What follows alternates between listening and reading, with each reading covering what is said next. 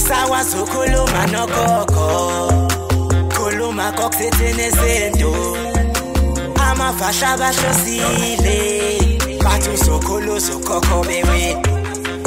Asisakwazi ukukhuluma nogogo, bungaye sithi wewo. Siyakhuleka kunina abakhulu, hayikhona abogogo nomkhulu. Igama umfoka mbanje itsizwa simbiza ngonduna kanjaba. Hayikhona yasuke yahlala, impungu sihlephlela ulwazi. Izinto zaqala zakhanya nenkinga zaphela emphela njaba. Isisa kithi siyakhala, sekukhona nenyanga zamanga. Izinto sakithi siyahamba engathi sekukhona abafundisi bamanga.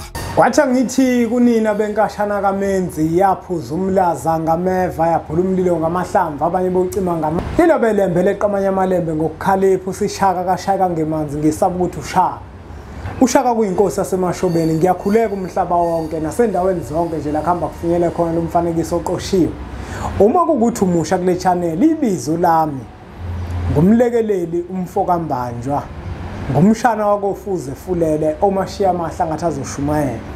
Umzukulu kaMdumo igaba elimabanga likaThumbula Tshatatsha uTshatatsha kaPheshe uPheshe kaMaguyane uMaguyane kaVaphi uVaphi kaNokhonjo.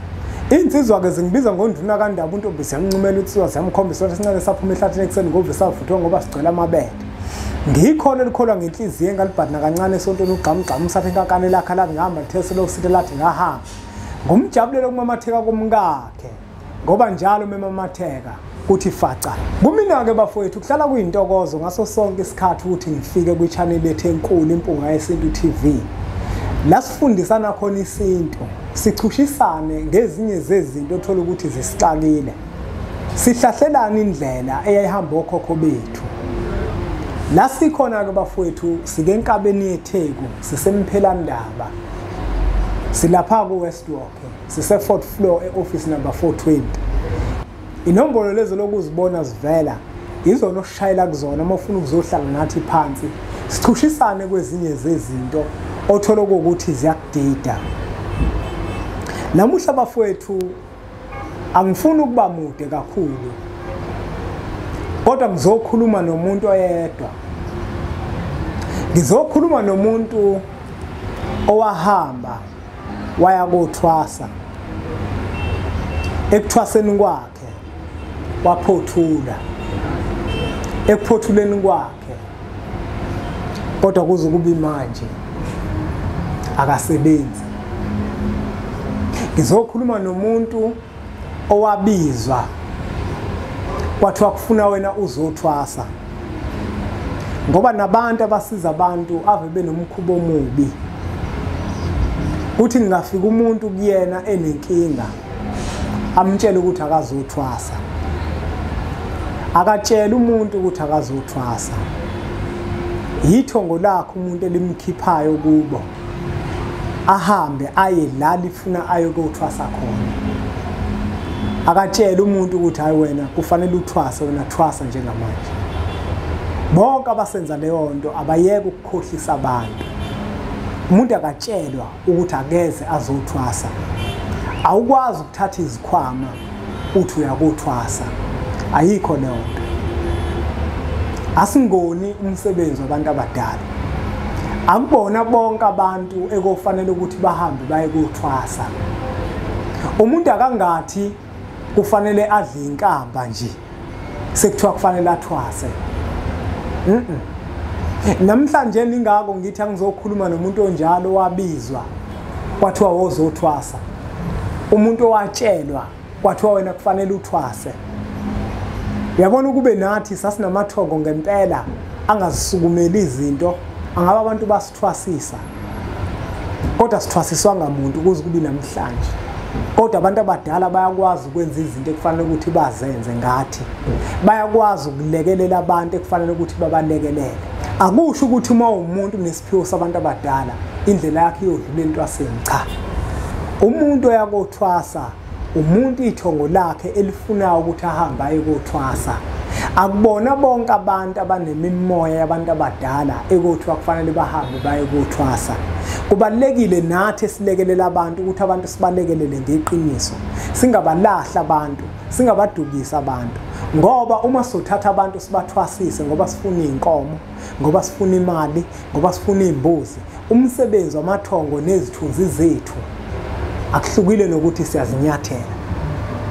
Kubalekile ukuthi umuntu uma kufanele athwase akube yithongo lakhe limthatha ulimlethe, kungabe umbono wakho ngoba naku ufuna ukuzuza okuthile. Angabi njalo.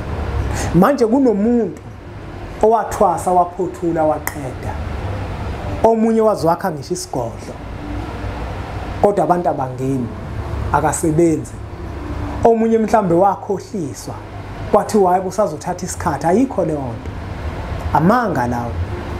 Wawuveli wenza into engafunwa yithongo lakho, awukwazi ukuthi uzofika uhambe uye kothwasa uphothule bese emva kwaloko abantu bangangeni kuthiwe linda iminyaka abantu bakho basazokhuluma ukuthi awuthwaselani.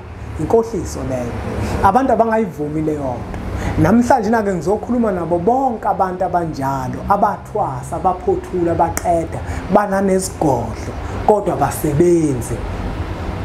Yabona, uma umuntu olapho kuleso simo, yazi ukuthi unenkinga enkulu, yazi ukuthi kunento edinga ukulungiswa phezulu kwakho. Njengoba wahamba waya kothwasa, waya kokwenza into abantu bakho abangayidingi, udinga ukuthi abantu bakho bakugeze bahlambulule. Omunye into zakhe akasaziboni kahle, azisahambi kahle ngoba wahamba waya kothwasa kungafanele aye kothwasa. Abantu abadala baqhela kuye. Udinga ukuthi ke manje ugezwe, unxuselwe emathongeni akho ukuthi akwemukelise lokhu wona wayekudalele kona, hayi lokhu kokuthwasa, ngoba lokhu kokuthwasa kwagobele wakunikeza yena, akulona ithongo lakhe lakunikeza lokho.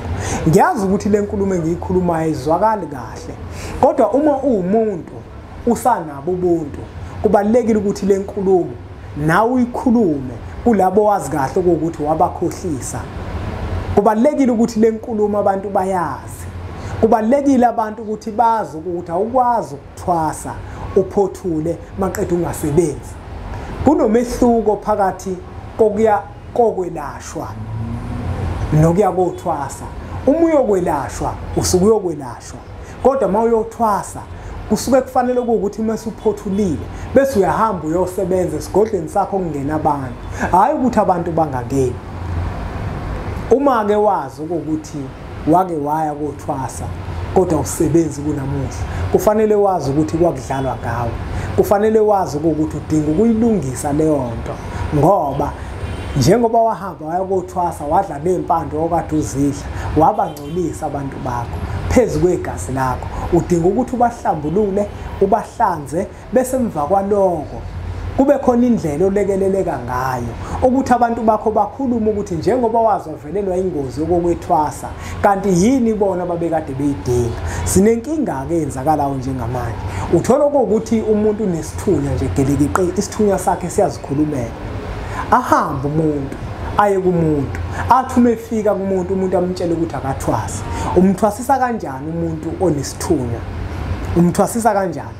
Ngoba umuntu wesithunya akathwasi lo muntu. Kungenzeka ukuthi nawe wafundiswa lo ukuthi umuntu wesithunya uyathwasiswa. Akathwasisi umuntu wesithunya. Umuntu wesithunya nje akathwasi. Yebo, ikhona impande, lukhona ukhamba oluqondene nesithunya, angasuswa kubo. Kuthi akahamba aye kaMpunga yesintu, akahamba aye kaMazibuko, aye kaBovungana, aye kaMlaba, aye kale kaMnikati, ayophakelwa lolo khamba, amiselwe lolo khamba kuphela.